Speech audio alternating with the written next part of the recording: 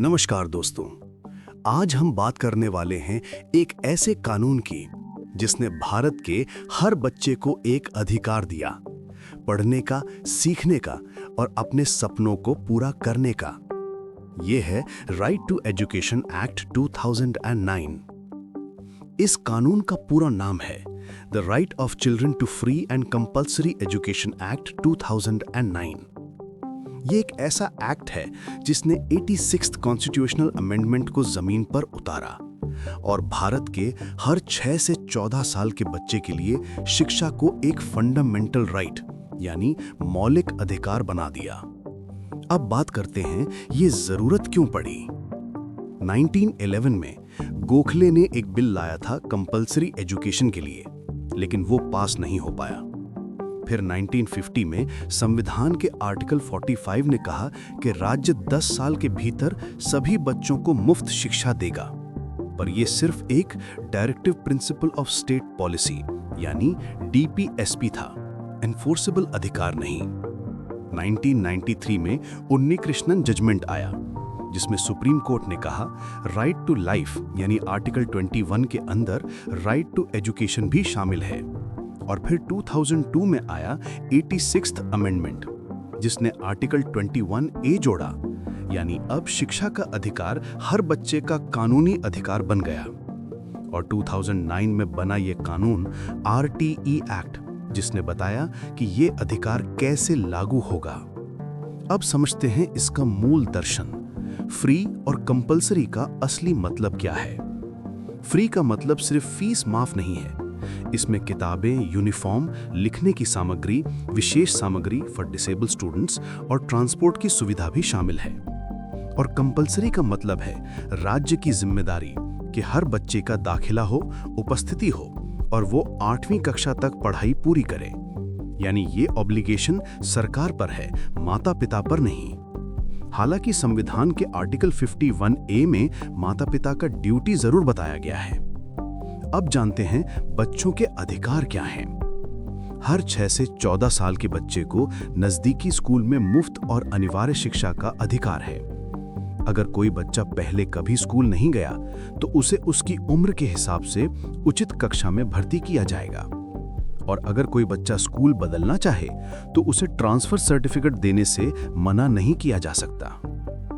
Government की भी कई जिम्मेदारियां तय की गई हैं।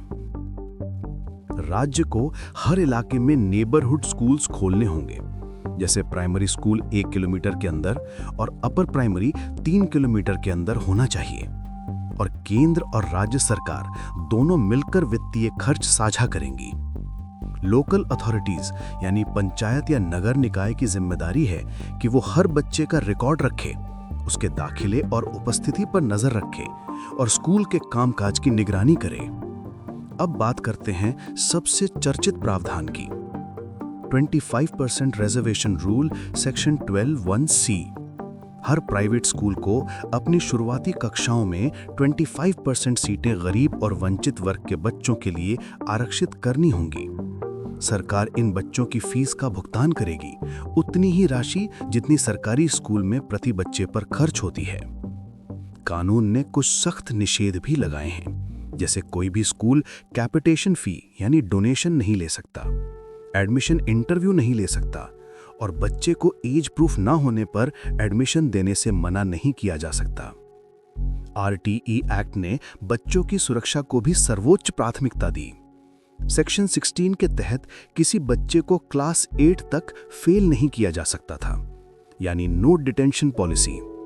साथ ही सेक्शन 17 में कहा गया कि किसी भी बच्चे को शारीरिक या मानसिक रूप से परेशान नहीं किया जा सकता, यानी no physical punishment, no mental harassment. शिक्षकों के लिए भी इस कानून ने कई बदलाव लाए। सेक्शन 23 में कहा गया कि हर शिक्षक को NCTE द्वारा तय मिनिमम क्वालिफिकेशन होनी चाहिए। इससे शुरू हुआ TET, teacher eligibility test. Section 25 में तय हुआ PTR यानी प्यूपिल टीचर रेशियो, प्राइमरी में 1:30 और अपर प्राइमरी में 1:35।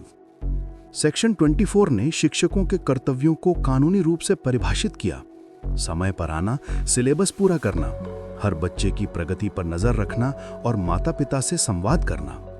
और सेक्शन 28 ने साफ कहा कि कोई भी शिक्षक प्राइवेट ट्यूशन नहीं देगा।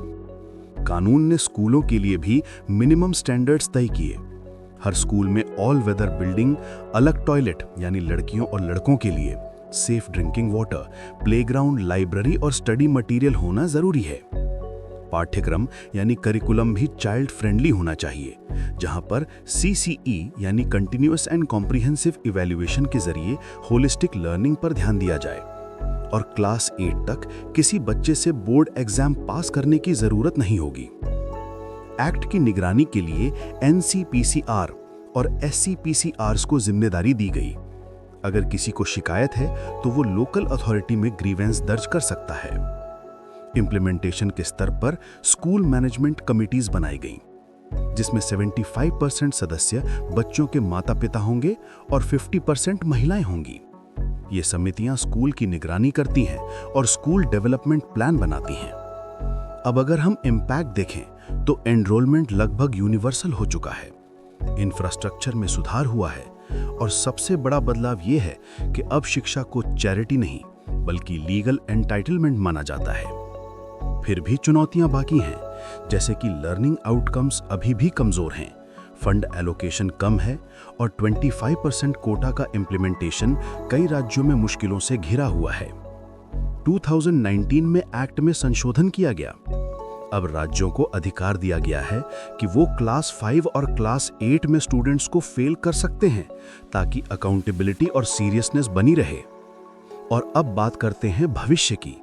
नेशनल एजुकेशन पॉलिसी 2020 ने RTE एक्ट के दायरे को और बढ़ाने का प्रस्ताव दिया है। अब शिक्षा का अधिकार 6 से 14 नहीं बल्कि 3 से 18 वर्ष तक के सभी बच्चों के लिए लागू करने की दिशा में काम हो रहा है। यानी अर्ली चाइल्ड केयर से लेकर सीनियर सेकेंडरी तक हर बच्चे के लिए शिक्षा अब एक सतत अधिकार बनने की ओर बढ़ रही है। धन्यवाद।